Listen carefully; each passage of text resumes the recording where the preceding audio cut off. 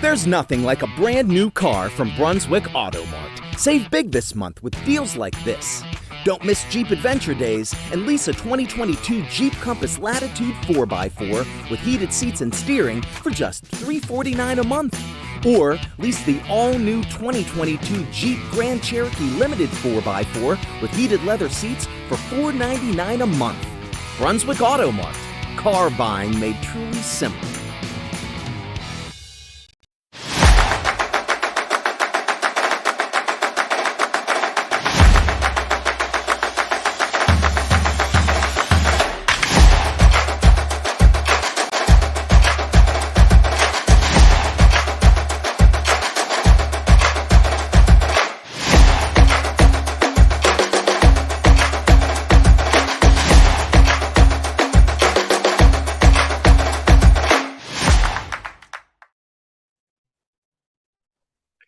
Good evening, everybody. Welcome back to a special playoff episode of the Believeland Prep Podcast. I'm your host, Kevin Slez. With me always, my co-host, Joe Yule. How you doing, Joe?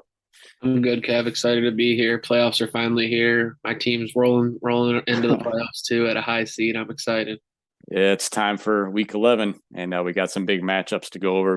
We picked out 8 to preview in the regions that we've kind of covered and have sponsorships. So if you want to start us off, Joe, go ahead. Yeah, so I'm going to kick us off with my matchup for coaching as well. University School hosting Kenston at Euclid this upcoming week. University being an 8-1 team at the 4 seed, and then a 13 seed Kenston, who's sitting 7-3 right now. University's only loss on the season is the South Range. Some big wins for the University School Preppers is Gilmour Academy and Columbus Academy and Shaker Heights. So, it's a good team that we got going right now. We got a lot of good kids on the team, led by, running back, wide receiver, Ryan Pattison, who won one of our player of the weeks. He just passed against Talon this past week, passed over 1,000 yards rushing. And wide receiver, Brian Kellen, senior as well. Just caught his 10th touch on the season as well. So, there's a lot of good things happening at University School, a lot of depth in the program, and we're excited for this opportunity. But, for Kenston, really, the method to it is, how much can Sean Patrick, get? Sean Patrick being a kid who has Power 5 offers, junior running back from Kenston. Kid's a phenomenal player, no doubt about it. And this Kenston team won a state championship 4 years ago. So, the coaches know how to win. They're a very, very talented team, very well respected too. So, I'm excited for this matchup. All right. First one I've got is Division 3, Region 9. We've got the 11 seed Villa Angela St. Joe's Vikings at 8-2. They're traveling out to Tallmadge to take on the 6 seed Blue Devils, who are also 8-2 on the season. You look at St. Joe's, they're too tough this 33-3, and then Ursuline 40-0, and they did have a solid win over a Wheeling Park, West Virginia team, who's pretty solid. But if you look at their other 7 opponents, their combined record is 15-52. So outside of those 3 games, they didn't have too tough of a schedule. Averaged 32.9 points per game in the regular season, and they're going to have a tough test against a very tough Tallmadge team. Their 2 losses on the season came to Highland, who we've seen a couple times this year, 27-7. And then a tough loss at Aurora, 31-30. They did have a big win, 2014 over Barberton. But you talk about Tallmadge, it's their high-powered offense led by quarterback Ty Hurst, who's thrown for over 2,600 yards, 32 touchdowns, was one of our players of the week this year. And then his standout wide receiver, Colin Dixon, over 1,300 yards and 19 touchdowns. So they're really the motor behind that powerful offense out in Tallmadge. Yeah, the Tallmadge team is very talented. I'm excited to see how this game turns out, being another, team in Region 9. And then, the next matchup is Division 1, Region 1, Medina hosting Strongsville, Medina being the 2 seed, Strongsville being the 15 seed. I threw this one in here because, Medina, we love talking about Medina, their high-powered offense, but also Strongsville, they're a very well-coached team. Coach Lou Serino, formerly at West Geauga. He's had some very good years at Strongsville after he left VASJ. But this year, the Strongsville Mustangs are 3-7. They're 3 wins over Midview, Brecksville, and Euclid. Some notable losses. They do play in a very tough conference. They lost to Cleveland Heights. They lost to Medina already. They lost to Austintown Fitch, Solon, Avon Lake. They play a very powerful schedule, very, very tough schedule. So, even if still a 3-7 record and making the playoffs, it's very notable that this could be a potential game out in Medina. All right, now we head out to Division 5, Region 17 for our Garfield G-men. I was finally able to get out and cover them Week 10 and their big win over Liberty. They come in as the 9 seed, just missed out on a home playoff game, but they were 8-2, and they're traveling to 8 seed Conneaut, Spartans, who are also 8-2 on the season.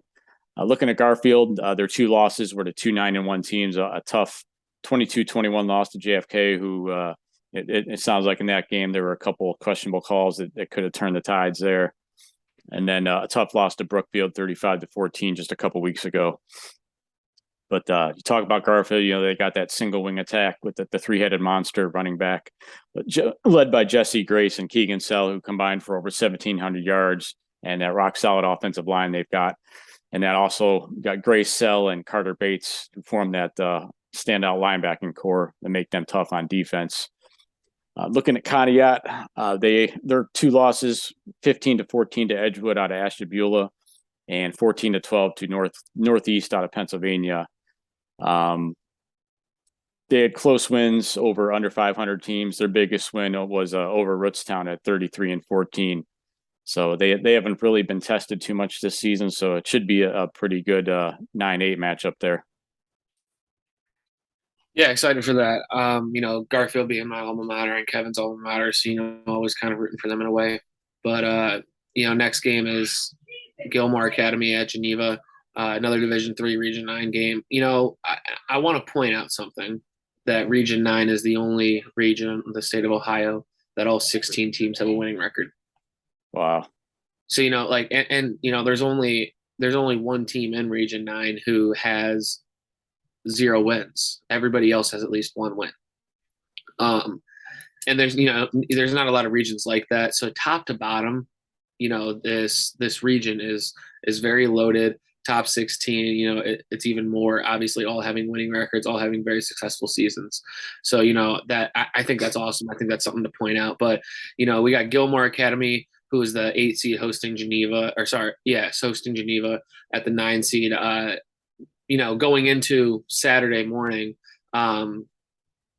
Geneva was the 8th seed and Gilmour Academy was the 9th seed. And then, you saw Warrensville Heights beat Cleveland Central Catholic on Saturday, and that flip-flops. Same reason why US was sitting 4 instead of 5.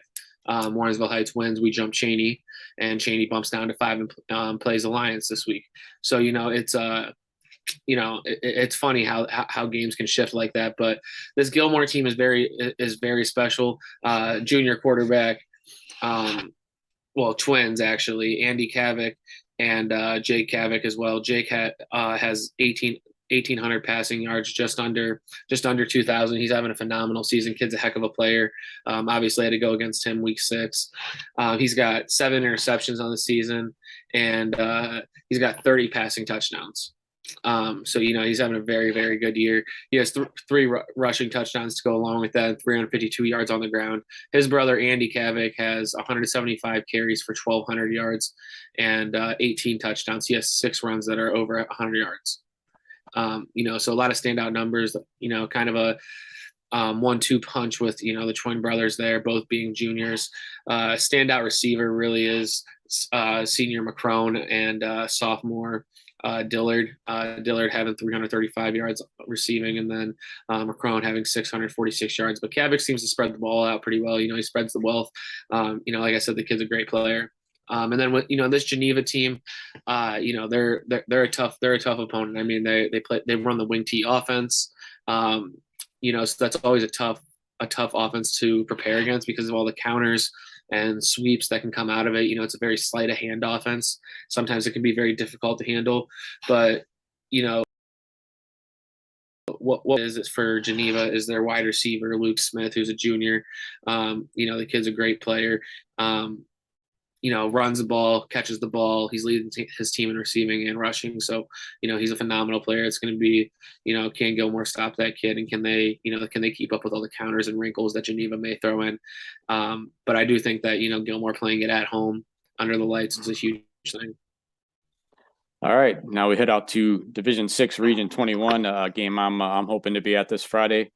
We've got the 9 seed United Golden Eagles coming in at 8-2, and they're traveling to Rootstown to take on the 8 seed Rootstown Rovers, who are 7-3. Look at United; their 2 losses came to a couple really good teams: 9-0 Valley Christian and a 9-1 Southern team this past week in Week 10. They've gotten their program turned around now, back-to-back winning seasons, and they're looking to extend it by upset in Rootstown. And look at Rootstown, losses to 9-0 Mogadore, 9-1 JFK, and 8-2 Conneaut. Of course, like we've talked about several times, you talk about Rootstown. I mean, you got to go through Cody Kuntz. I mean, he's the motor that runs that team. Over 2,200 yards, fabulous season, and he's looking to keep that going at least another week and rack up some more yards. Yeah, no doubt. He's one of those kids who's just an absolutely special player. He's a phenomenal kid as well. Yep. But the Norton Panthers are hosting the Bay Village Rockets. This is going to be a tough matchup for Norton, even though they're a higher seed. I think Bay's a physical team. University played them week 3, so I was there game planning and everything against them. They're a physical team. They run the single wing offense, just like Garrettsville. And they do it well. They have 2 quarterbacks, 2 kids who can throw in the backfield at all times normally, and they have a very, very, very tall receiver who's really good. Kid's a phenomenal basketball player as well. But for Norton, it's really their senior quarterback Taka. I hope I said that right. He has 580 passing yards on the season, 5 touchdowns, and then their running back. Junior Willig and Bowman are just kind of a tandem backfield. They're both close to 1,000 yards on the season. This Norton team is going to be difficult. Norton produces running back after running back after running back year in and year out. So Bowman and Willig, I think it's going to be how much they can tote the rock that week, with how physical Bay can be at times.